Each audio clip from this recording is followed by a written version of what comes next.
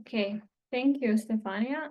And thank you everyone who joined us today, and welcome to this OpenOrgs sprint. My name is Martina, and I'm joined today by Bojan and Ivana. Ivana is only here in the chat because she couldn't be here, but she will be answering any questions if you have them, and pasting links. So let's move on to today's agenda. So first, we'll start with a quick introduction to OpenOrgs. What is it and why it matters? Then we'll go through the progress and updates that happened in the last year. After that, we'll open the floor for a Q&A. And finally, as Stefania said, we'll split into 2 breakout sessions. Room number 1 will be for newcomers, so onboarding and basic curation training. I will be in that room, and in room number 2, which is for experienced curators, there will be more hands-on work and issue resolution, and Bojan will be in that room. So meet the curation board. The curation board of OpenOrgs. It is a dedicated team with one goal: to enhance the quality and reliability of research organization metadata globally. This team consists of 3 same people, so Ivana, Bojan, and myself. Beyond our day-to-day curation tasks, the board also actively engages with the OpenOrgs community. We provide feedback, answer questions, and for new curators who are joining the platform, we provide training resources, guidelines, and ongoing support to ensure they are well equipped to contribute effectively. Now, for everyone who is not a curator yet, I would like to invite you to register as one. So you can go to our platform. Ivana will probably copy the link in the chat. If not, I can do it later. And you need to use your institutional account and request access. So you choose your country in the form, and administrators will grant you access to the platform. Ivana will be doing that during our webinar, or I can do it once we get into the breakout session if you do it a bit later. So this is how it looks like. You choose your country, your institution, and then you choose your country and click send request. Okay, now moving on to the core challenge, the information ambiguity, which significantly impacts the quality of data, which is foundational to scholarly communication system. Specifically regarding organizations, information is scattered across various data sources, leading to inconsistent representations through legal names, full names, acronyms, short names, aliases, and etc. Moreover, organizational structures often appear unclear, such as the division into branches, faculties, or departments, further complicating clarity across data sources. This ambiguity poses a substantial challenge, making it imperative to disambiguate this information to ensure the efficiency of the scholarly communication system. Now, who needs unambiguous info? So who benefits from it? For example, clear information is crucial for researchers who are seeking to search and discover, enabling services that facilitate defendability of research outputs, as well as research performing organizations who require services to aggregate and showcase their scientific production. Similarly, research funding organizations need monitoring services to have consistent information on the impact generated by their funding. In general, all stakeholders want open science services that are functional and up-to-date, highlighting the critical nature of this disambiguation issue. Within the OpenAIRE ecosystem, organizations are introduced through the OpenAIRE aggregation subsystem. The subsystem gathers information about organizational entities from a diverse range of data sources. Each source represents the data in its unique way. And on this slide, you will see names like OpenDoor, R3 Data, CroRIS Grid, and ROAR, among others. Because we are collecting information from many different sources, it is not so easy to determine whether the information refers to the same organization.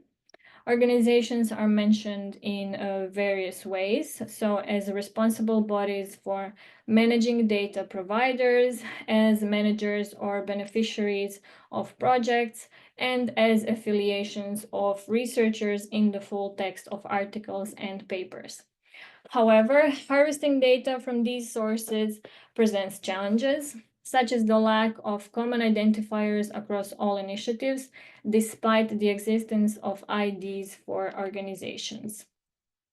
This often results in the same entity being represented differently across sources.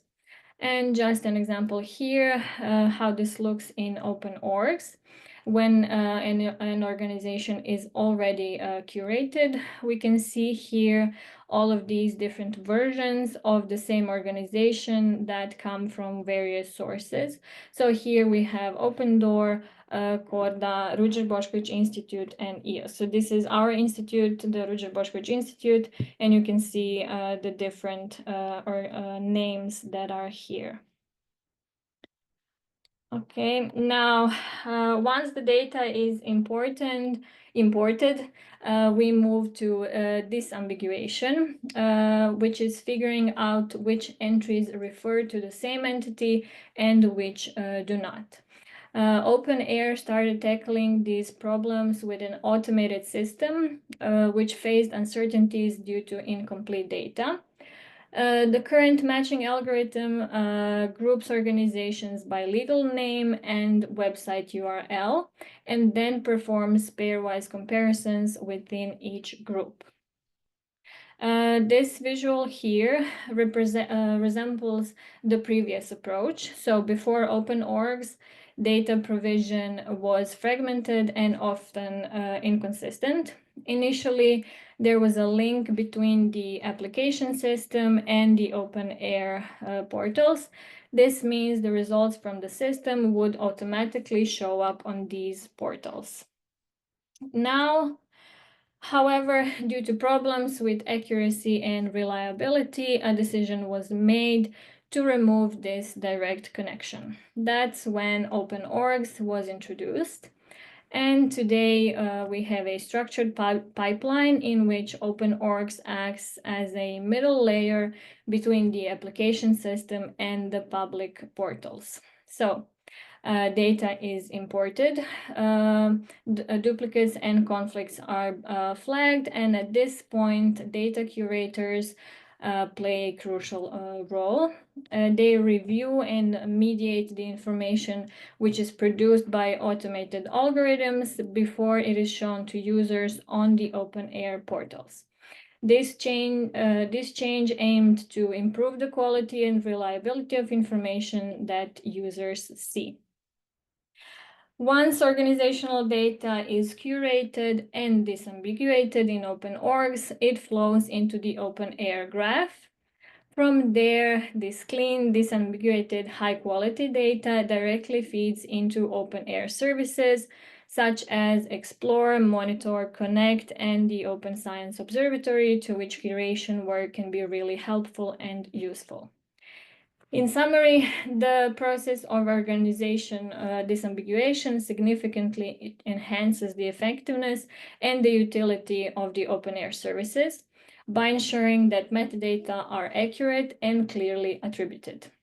This in turn also supports better research outcomes, better interlinking of research outputs, enhanced discoverability, more effective monitoring, and as well as the advancement of open science initiatives. To give you an overview, OpenOrgs is essentially based on three main activity pillars. The first one is an automated approach. We have an algorithm which detects a similarity between organizations, and it establishes this similarity. But this has to be accepted by a curator. So the second step is the manual management of duplicates.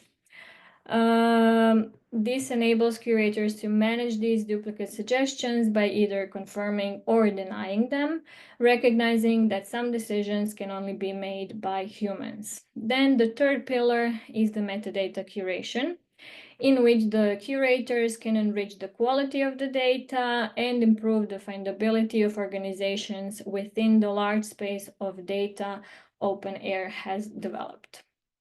Now, how can you help? This is where you and all other metadata curators will play a vital role by curating and enriching metadata for organizations and ensuring that information is accurate. This involves identifying and resolving duplicates, both algorithm suggested and manually identified.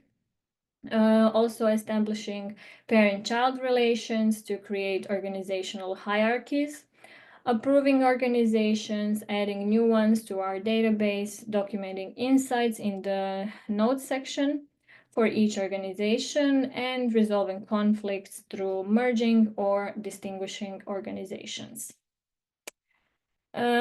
Moving on, let's dive into the latest progress and updates in the tool since the last sprint, which was last year. Here are some of the latest OpenOrgs numbers. So a quick look where we stand today. We have over 102,000 approved organizations in the system. So these organizations are curated and validated entries with stable OpenOrgs IDs. There are also more than 324,000 suggested organizations which are awaiting review. This is where we need your help the most. These suggestions need to be reviewed by curators and either approved as new entries or linked as duplicates to existing organizations. Around 26,800,000 organizations have been flagged with new duplicates, highlighting the ongoing need for careful curation and disambiguation. Currently, we're tracking 225 potential conflicts. These are cases where data needs further investigation and curator input. OpenOrgs wouldn't be possible without its community, and now we have 148 approved curators contributing to the whole process. And they are curating from 63 different countries, which reflects the truly international nature of this effort. These numbers really do demonstrate the scale of the work, the value of your contributions, and the growing global engagement with OpenOrgs. Now, what is new with OpenOrgs? In short, we have rolled out several updates which were aimed at improving access, transparency, and efficiency. The OpenOrgs dataset is now publicly available on Zenodo, giving open access to curated metadata on research-performing organizations. A new Graph API organizations endpoint allows you to explore and query organizational data. The OpenOrgs portal now it displays real-time metrics that update shortly after changes are made in the tool. And we've also aligned the tool's visuals more closely with the OpenOrgs portal. Finally, we have added new functionalities to the tool, such as filtering, sorting, page numbers, and granular search options to make your curation and ours smoother and more efficient. So the OpenOrgs dataset is live, as I have already said, and it was published as version 1.0 on Zenodo in August of 2024. It includes metadata on organizations across the research lifecycle and is packaged as a .tar archive. It contains data curated by the OpenOrgs community. The general plan is to publish new datasets once per year, and you can find this one on Zenodo. There's a link here. This presentation will be shared after, so you can visit the dataset. The next thing is the newest development that had us all excited is the OpenAIRE graph team introduced a dedicated API endpoint for accessing organization data via the new OpenAIRE graph API. You can use the Swagger UI at the link and try out requests directly in the browser. There is no coding required. If you want to dive deeper, there's also a full webinar and the presentation available on Zenodo. Of course, all of the documentation can be found on the OpenAIRE graph website. I will, oh, maybe I won't. I'll show you. Can you still see my? Yes, okay. Yes. So this is the OpenAIRE graph API. This is how it looks once you go to the Swagger UI, and you can search for organizations here. So for example, oh, I have to click try it out. For example, if I want to search the Ruđer Bošković Institute, this is just everything. We always do this. And then you click on the execute and you get the results down here. I won't be showing much of this. You can play around with it if you're interested, but know that this is available for everyone to use. Okay, so other than the Graph API, we also have a new course which is published on OpenPlato. This course covers all the key concepts that every curator needs, which includes metadata curation, duplicate handling, and conflict resolution. It is completely self-paced, so you can take it anytime at your own convenience. If you would like to check it out, you can access the course here at the link, or you can just sign into OpenPlato and search for it among other courses. Also, we encourage you to share it with colleagues who are just getting started or anyone who wants a refresher, or if you need one, you can go into the course and look at the material that is available over there. The next thing is that the OpenOrgs portal now displays real-time statistics. So the statistics that are displayed are the total number of approved organizations, number of duplicates and conflicts, breakdown by country, and more. These metrics are updated within a few hours of any changes that are made through the curation tool. And this not only improves transparency, but also highlights the collective curation effort that is happening globally. I'll also show you this one. I'll admit. So this is the metrics. You can find any country you want. So for example, let's go to Croatia if I can find it. There it is. So here you can see all of the metrics that are here. So number of curators, curator organizations, and then the insights, and also the type of organizations that are inside the OpenOrgs. How many each of them? How many each of them are? Okay. This is something that we've been looking for a long time. Other than that, you can find the metrics at the end of the portal. So this is the global creation overview. So for example, again, this is the same metrics that I just showed you, or you can, so this is the four that are shown here, and then you can browse all of them here. Okay. Inside the tool, we have some new functionalities that make our and will make your life easier. To support your more effectively, we've added page numbers so you can track where you are while you're navigating large lists of organizations. We've also added a granular search within filtered results. So where you can filter in your current page while you're searching OpenOrgs. Other than that, we've also improved sorting options so you can to help you prioritize and manage your workflow more efficiently. This is everything that I've had for now.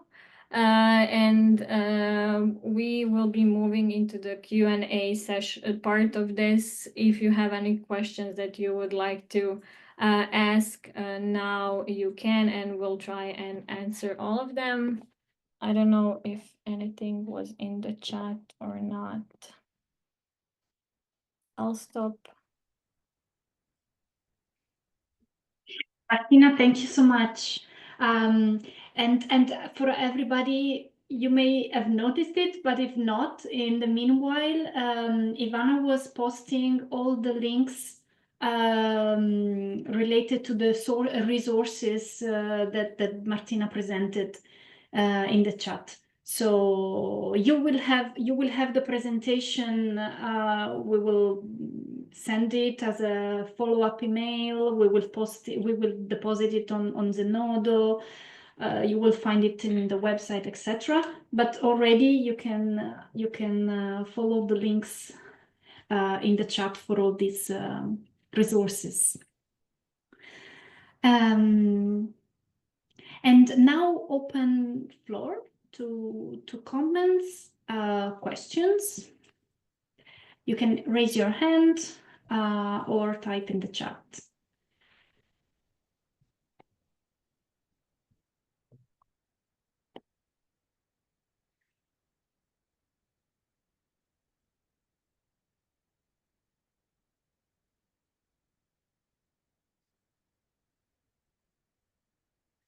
We are not afraid of a few seconds of silence. That's fine.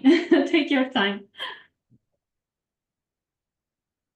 And meanwhile, I can ask my question. It is maybe a clarification on the real-time update of the curators portal with all the statistics from each country. So this is, I mean, real time, but by the time the curators complete their work, can you clarify this? It's so it's not really real time, but once you do something in the tool, it will be updated on the portal within the same day. It will be within the day. Yes. Okay. Okay, fine. What are the expected results if organizations were to curate sub-organizations like departments, faculties, or research groups? So if you, I'm not really sure what you think. So if you're curating sub-organizations like departments, faculties, research, so you can connect everything with relations. So you can choose parent-child relations, and you can choose. So in OpenOrgs, you can choose multi-level or relations. So If you have a university, then a faculty or a department, you can choose multiple multi-level relations in it.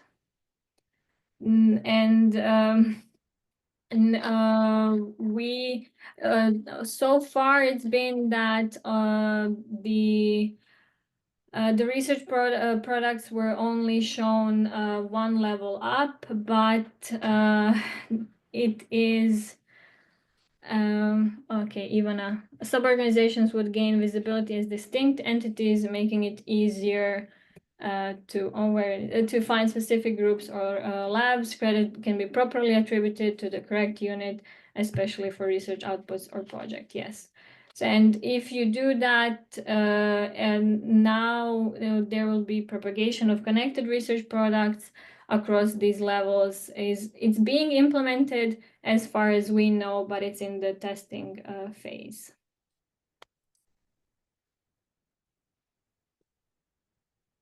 I hope that answered your question. Tim, yes. You started saying about the multiple levels showing the visibility. Do you mean that's already? No, it's in the testing phase. In the that's in the testing phase. Okay. Yes. Thank you. If I can yes, say... Miriam can say more about it. Oh, hi. Hi. Miriam. It is included as a new feature in this beta round of the production of the graph that is ongoing in this very moment. So if the test is successful, I think we can bring it in production next time. I have tested it on the cluster by itself and it worked. So we expect no issue in doing it. Anyway, we never know. So that was just it.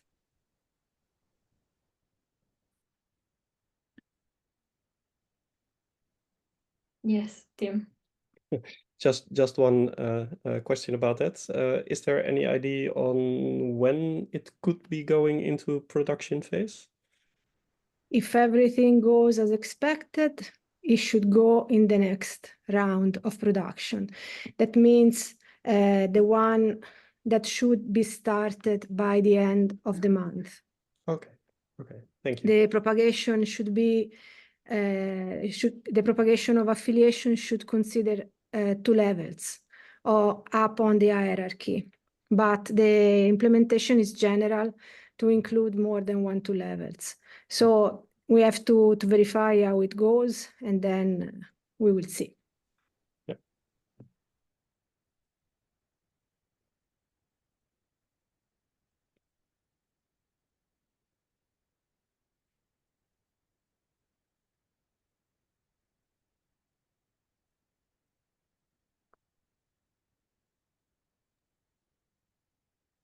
Can I have one question for Miriam? When we have you here, it will be good to explain everyone. So if we register departments as organizations in OpenOrgs, this opens the possibility to connect publications, for instance, with the department level.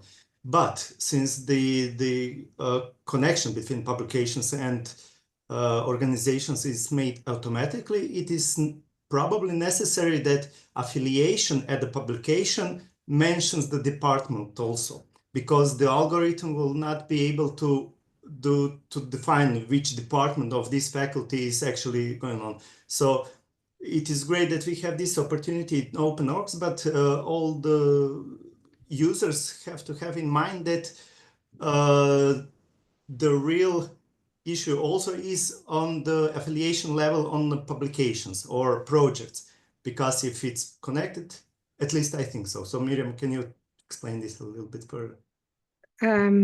So yes, you should have the department mentioned in the affiliation of the that is present in the publication, but you have also to consider that the automatic affiliation is done against a persistent identifier. Okay, so our affiliation algorithm so far matches against persistent identifier found in ROR. We have Mirto here, that is the person who designed this algorithm, that is also extending it to find matches against OpenOrg identifiers. So if she doesn't find a match in ROR, we can explain organizations approved in OpenOrgs to search matches for those. In that way, we can find a match at the lower level if the affiliation string is present if the string of the department is present in the row affiliation string. But Mirto can explain better if you need more clarification. We are also experimenting, and this is at the experimental level, how we can exploit the information that we collect from CroRIS of the organization unit to be included in OpenOrgs and used to have already the lower level of the hierarchy, and to exploit also. But maybe I don't know. Martina, should I say this? I don't know. You can say it, it's fine. How to exploit the information that we get from the CroRIS, the parent-child, to have it in OpenOrgs for the curators to approve them. But this is at the experimental level. We have to finish the implementation and to decide how to show this information. So it is very, very preliminary work, and it is work in progress. But we are working to do something like that, to give all the levels of the hierarchy for an organization their own, let's say, weight in the production and their acknowledgements, let's say.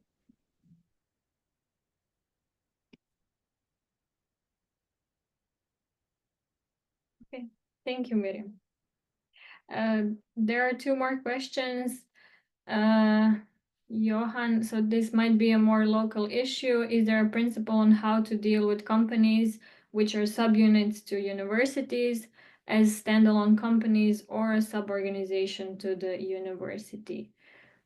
I don't think there's a principle, but I would say approve them and then connect them to the university if they are connected, if they are part of the university.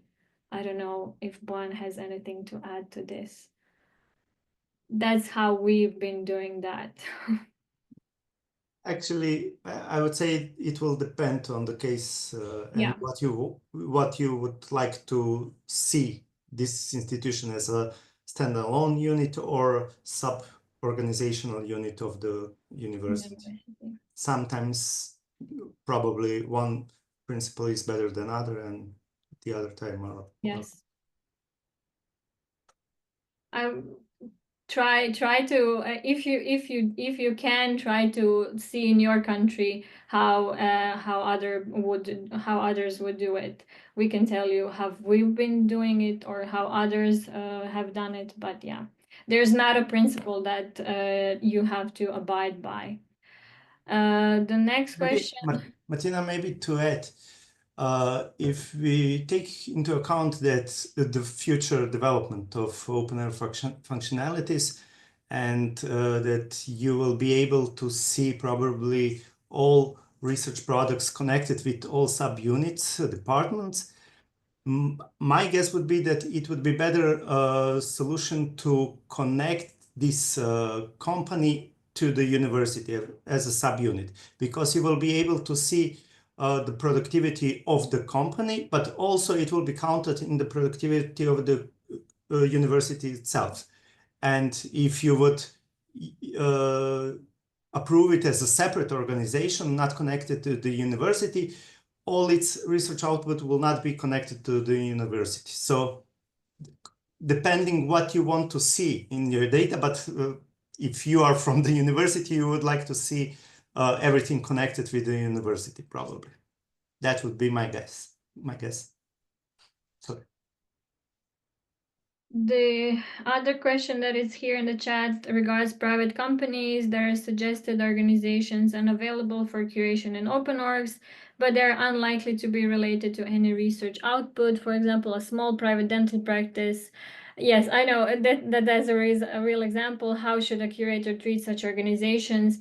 I would say curate them. We also have examples like that in Croatia. If you don't, they just stay they're in suggested organizations.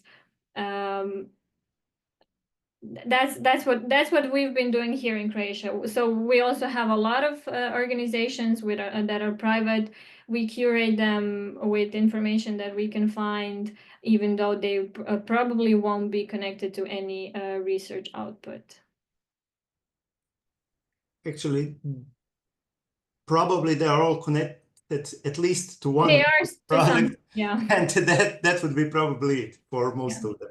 But I would say that also curators should develop their strategy and set up their priorities. So first they should curate all the universities and research institutes or something like that. And then at the bottom of the priorities are institutions or organizations like that. Yeah. Yes, that's what we've done. For Because Croatia.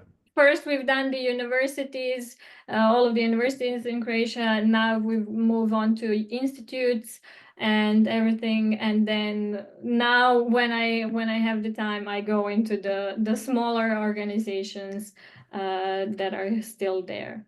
Bernard, the list of other curators from your country, we are working on on connecting all of the curators from the same country, so you can all know of each other.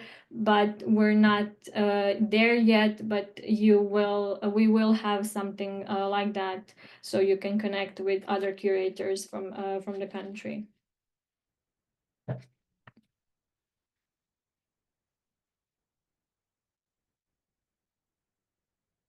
Feature request, it would be very useful to have custom labels or lists that a curator could use to group selector organizations.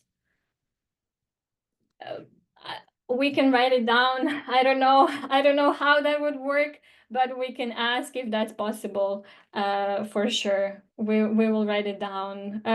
We always have new ideas that we can do in the tool, but it's nice to hear from you as well. What would help you to make the curation even easier? We'll ask and then we'll see if it happens.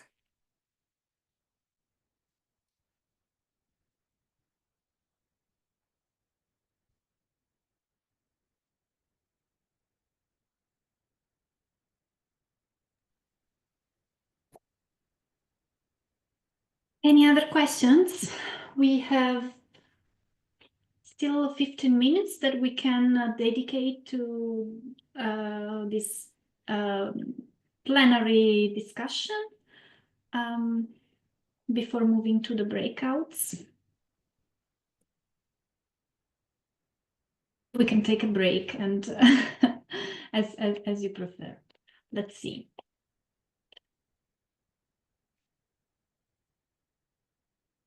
Yeah, we can start with the breakout rooms, maybe. I don't know. Okay.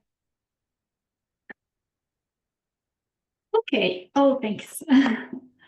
Okay, now I'll open then the breakout rooms. You will find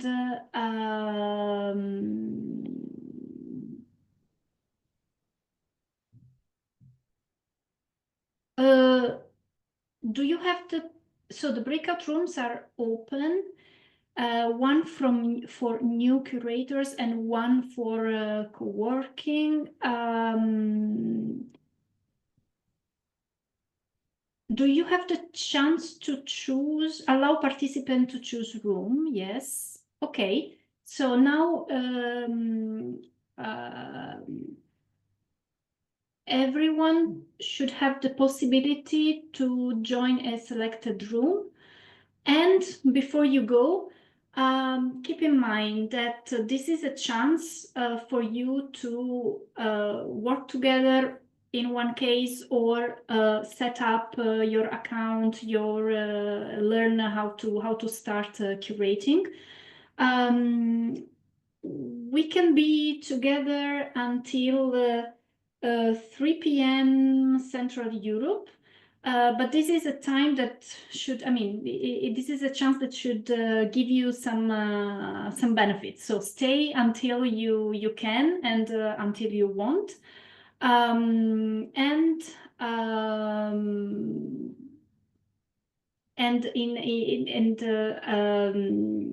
We will not reconvene here. So we'll just work now, use this hour to work, and yes, that's it. I thank you, Martina and Bojan, and also Ivana that is here, and everyone for participating. Wish you a fruitful working session, and stay tuned for all the updates. Okay, free to go. Bye.